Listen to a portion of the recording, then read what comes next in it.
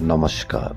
राजस्थान की तमाम फटाफट खबरों में आपका स्वागत है। राजस्थान की खबरों के लिए आपसे निवेदन कि यदि आपने राजस्थान की खबरों के लिए आपके अपने चैनल को सब्सक्राइब नहीं कर रहे हैं तो कृपया करके आपके अपने चैनल को सब्सक्राइब कर लें। आप सब्सक्राइब करते हैं तो राजस्थान की तमाम फटाफट खबरें आपके मोबाइल पर मिलती है। तो क्या है आज की बड़ी खबर? जी हाँ, सीकर की ये दिल दहला देने वाली घटना और जयपुर से भी एक बड़ी घटना।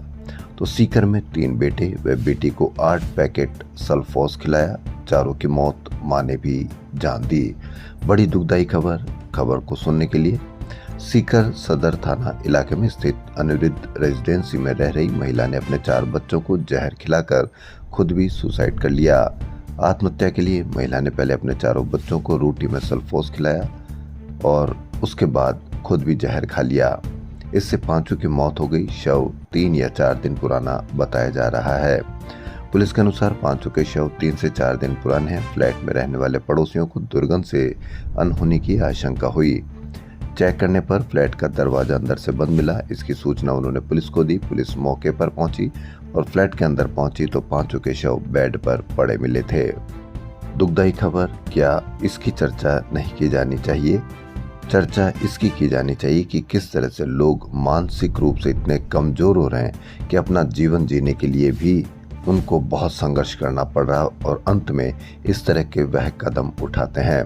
इससे समाज में किस तरह का भाव पैदा होता है या किस समाज में एक संदेश जाता है, इस पर भी चर्चा अवश्य की जानी चाहिए। लेकिन चर्चा आई लव मोहम्मद पर ज़्यादा की जाती है बजाय इसके कि समाज में किस तरह से यह मानसिक रूप से कमजोरी की एक तरह से हर परिवार में हर जगह इस तरह की घटनाएं सुनने को मिलती है।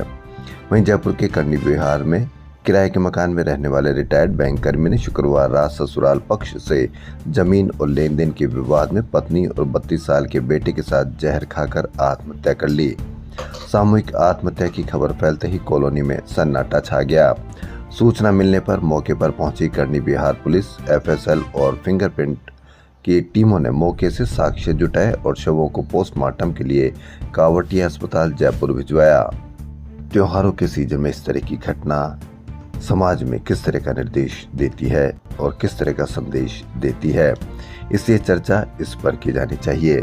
चांदी से काली कमाई। जी हाँ, बड़ी खबर। कीमत 1,50,000 रुपये बिक रही है 1,70,000 रुपये। कहीं कोई नियंत्रण नहीं, आपका नुकसान, कहीं कोई दिक्कत नहीं, कहीं कोई चर्चा नहीं, क्योंकि चर्चा आई लव पर, चर्चा किसी की खुदाई पर, चर्चा कहाँ क्या मिल रहा है उस पर। चांदी की कीमत में अप्रत्याशित उछाल के बीच प्रीमियम को 10 गुना बढ़ाकर एक सप्ताह में ही देश विदेश के बड़े सप्लायरों ने राजस्थान में खरीदारों से लगभग 20 करोड़ रुपए ज्यादा वसूल लिए। लेकिन इसकी कहीं कोई चर्चा नहीं होगी क्योंकि यह आपको नुकसान करती है। मीडिया आपको बताता है कि किस तरह का असुरक्षित भावना आपके मन में होनी चाहिए और किन के प्रति होनी चाहिए। लेकिन क्या आपने मालूम किया कि ये जो 20 करोड़ रुपए ज्यादा वसूले ये कौन लोग हैं? असली नुकसान आपका ये करते हैं, ना कि मीडिया जो बताता है वो नुकसान करते हैं।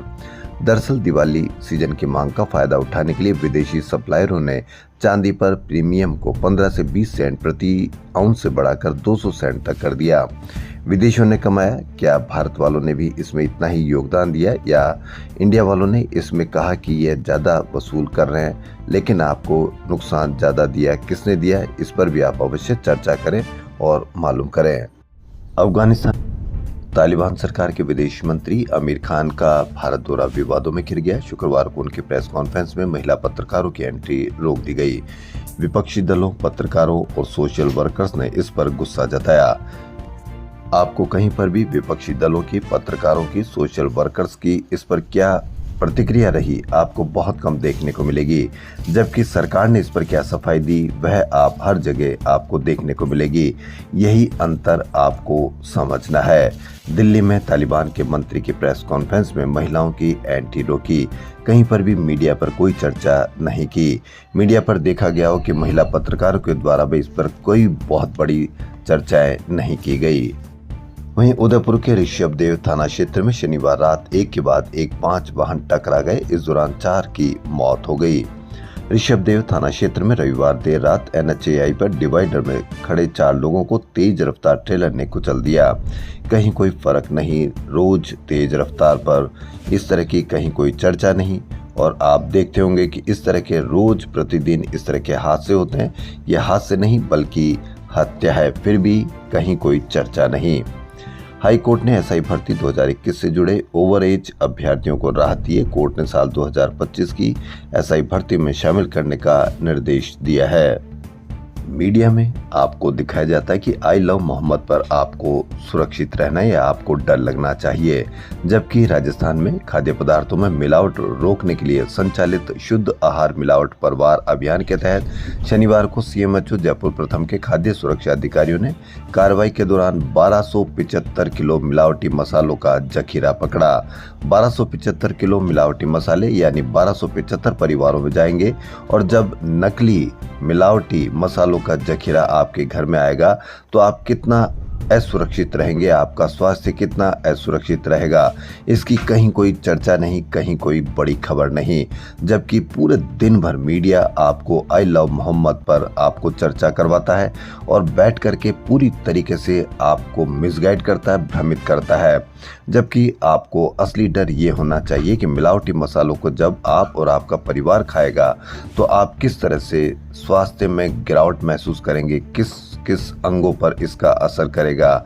लेकिन कहीं कोई बड़ी चर्चा नहीं, कहीं कोई विशेषज्ञ की राय नहीं, जबकि उस पर विशेषज्ञ इतने जबरदस्त तरीके से उसकी कवरेज करते हैं और इतनी प्रतिक्रिया देते हैं कि ऐसा लगता है कि सब कुछ सिर्फ मीडिया जो बता रहा है वही डर असली है। जबकि असली डर आपको ये होना चाहिए त्योहारी सीजन में आपको किस तरह से पूरे घरों में नकली पनीर, नकली मावा आपके घरों में पहुंचाएगा। और वो लोग कौन पहुंचा रहे हैं, वो पहुंचा रहे हैं या जो मीडिया जिनका डर दिखा रहा है वो लोग पहुंचा रहे हैं। चांदी लूटने के लिए ज्वेलर पर चाकू से हमला करने वालों की निकाली परेड। जी हां, माणक चौक इलाके में पिछले माह 28 सितंबर की रात को चांदी लूटने के लिए 2 व्यापारियों पर चाकू से हमला करने वाले बदमाशों की शिनाख्त परेड होने के बाद पूछताछ के लिए वापस प्रोडक्शन वारंट पर गिरफ्तार कर लिया। उनकी परेड निकाली। क्या आपको लगता है कि जिनकी चांदी लूटने वालों की जिस तरह से परेड निकाली, क्या जो नकली मावा, नकली पनीर, नकली नमक और इस तरह से मिलावटी मसालों का जखीरा आपके घरों में भेज रहे हैं, क्या उनकी भी परेड निकाली जानी चाहिए? और उनके साथ साथ उन्होंने किन दुकानों पर बेचा, उनकी भी परेड निकाली जानी चाहिए, क्योंकि असली डर यही है। नेशनल मेडिकल कमीशन के medical assessment and rating board ने जयपुर के ESIC medical college and hospital को MBBS की 50 सीटों की मंजूरी दे दी है। नीट UG काउंसलिंग के जरिए सत्र 2025-26 में MBBS सीटों पर प्रवेश मिलेगा। राजधानी जयपुर में SMS Jaipur RUHS college of medical science के बाद ESI तीसरा सरकारी मेडिकल कॉलेज हो गया है। मेडिकल काउंसिल कमेटी भी बढ़ी हुई सीटों को तीसरे राउंड की काउंसलिंग में शामिल करेंगे।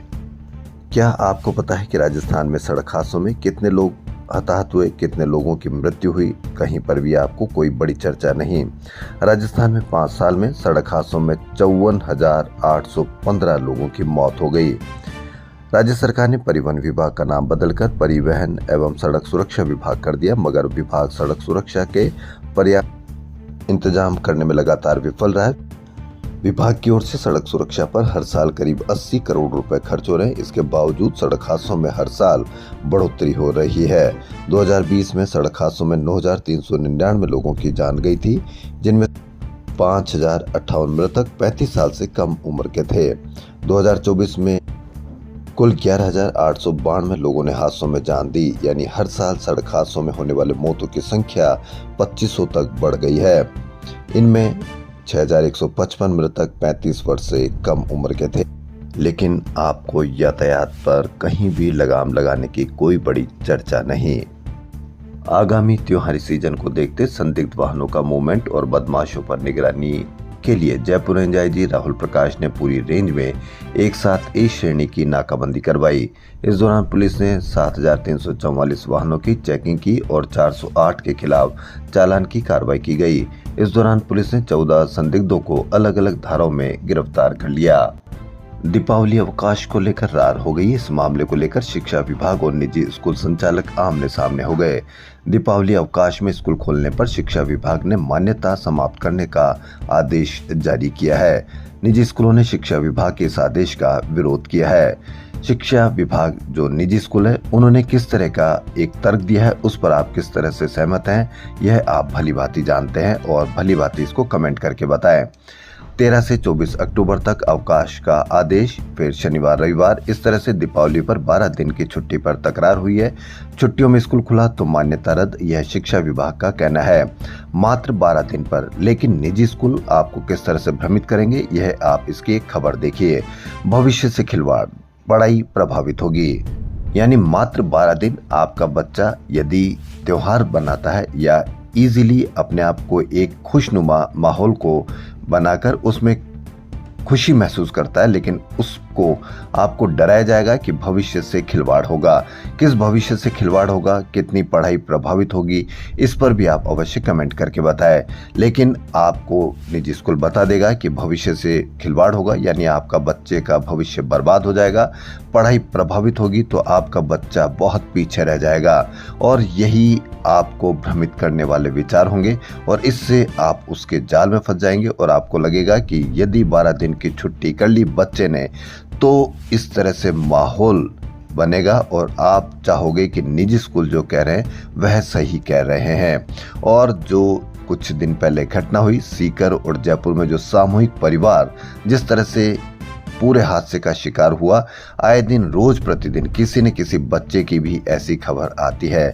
लेकिन आपको लगता है कि आपके भविष्य से खिलवाड़ हो गया यदि 12 दिन आपका बच्चा एक त्योहारी माहौल में, एक खुशनुमा माहौल में अपने आप को ढाल सके, लेकिन न तो आप चाहते, क्योंकि स्कूल ने कह दिया कि आपके बच्चे का भविष्य बर्बाद हो जाएगा। राजस्थान स्वास्थ्य विज्ञान विश्वविद्यालय RUHS ने तीसरे राउंड की काउंसलिंग का शेड्यूल जारी कर दिया। इसके तहत RUHS मारवाड़ मेडिकल यूनिवर्सिटी के संगठक और संबद्ध कॉलेज प्रवेश शुरू होंगे। वहीं दीपोत्सव से पहले जयपुर शहर स्मार्ट और जगमग दिखेगा। जयपुर सांसद मंजू शर्मा ने शनिवार को जयपुर स्मार्ट सिटी लिमिटेड कार्यालय में अधिकारियों के साथ बैठक की। JDA में नए रीजन के अनुसार जोन संख्या और सीमा तय होने के बाद अब अधिकारी कर्मचारियों के जोनों में फेरबदल होना भी शुरू हो गया है। जगत गुरु रामानंदाचार्य राजस्थान संस्कृत विश्वविद्यालय शिक्षक संघ ने पेंशन को लेकर 9 अक्टूबर को जारी आदेश का कड़ा विरोध किया है। देश में 3 नवीन आपराधिक कानूनों को लागू हुए 1 साल हो गया। इनकी पहली वर्षगांठ के उपलक्ष्य में केंद्र सरकार दंड के स्थान पर न्याय की अपनी अवधारणा को प्रदर्शित करने के लिए जयपुर में एक आयोजन कर रही है।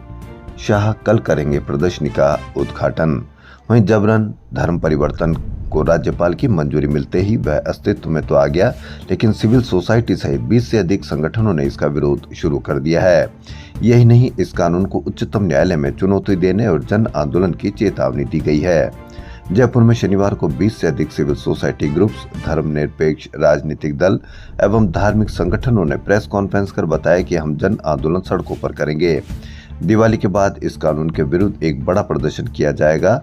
जो मामले धर्म परिवर्तन के नाम पर डाले गए हैं उन्हें CID में हस्तांतरित करने की मांग की है। आरोप लगाया कि जांच एक तरफा की जा रही है। उन्होंने कहा कि अल्पसंख्यकों के उपासना का अधिकार की सुरक्षा के लिए मुख्यमंत्री संरक्षण की नीति बनाए। प्रेस कॉन्फ्रेंस को फादर कराकेल, father Vijaypal Singh, Jaipur Christian fellowship के अध्यक्ष जोहन मैथ्यू, APCR के मुजमिल रिजवी, CPIM की सुमित्रा चोपड़ा, PUCL की कविता श्रीवास्तव और नरेंद्र बुद्ध शामिल थे। उन्होंने कहा कि हम सभी 20 संगठन बहुत शुभ है। राजस्थान में अब एक पूर्ण रूप से अलोकतांत्रिक सांप्रदायिक कानून से लागू हुआ है। यह संघ परिवार के हिंदू राष्ट्र की संरचना का बहुत हिंदी औजार है। राज्य कर्मचारी संयुक्त महासंघ ने सरकार द्वारा कर्मचारियों की लंबित मांग और बजट घोषणा के क्रियान्वयन में दिखाई जा रही उदासीनता के खिलाफ 15 अक्टूबर को प्रदेश में धरना प्रदर्शन की घोषणा की है। महासंघ के प्रदेश अध्यक्ष गजेंद्र सिंह राठौड़ ने बताया कि 24 सितंबर को जयपुर स्थित शहीद स्मारक पर हुए विशाल प्रदर्शन के दौरान ACS शिखर अग्रवाल को सौंपे ज्ञापन पर उच्च स्तरीय वार्ता का आश्वासन दिया गया था। 3 सप्ताह बीत जाने के बावजूद भी न तो कोई आदेश जारी हुआ, न ही लंबित मांग पत्र पर वार्ता के लिए कोई सकारात्मक पहल की गई। सरकार की इस वादा खिलाफी और उपेक्षा के खिलाफ महासंघ 15 अक्टूबर को निर्णायक आंदोलन करेगा। सरकारें घबराई हुई है, आरटीआई का गला घोटा जा रहा है, ऐसा नहीं होने देंगे। सरकारों को जनता के प्रति जवाबदेह होना पड़ेगा।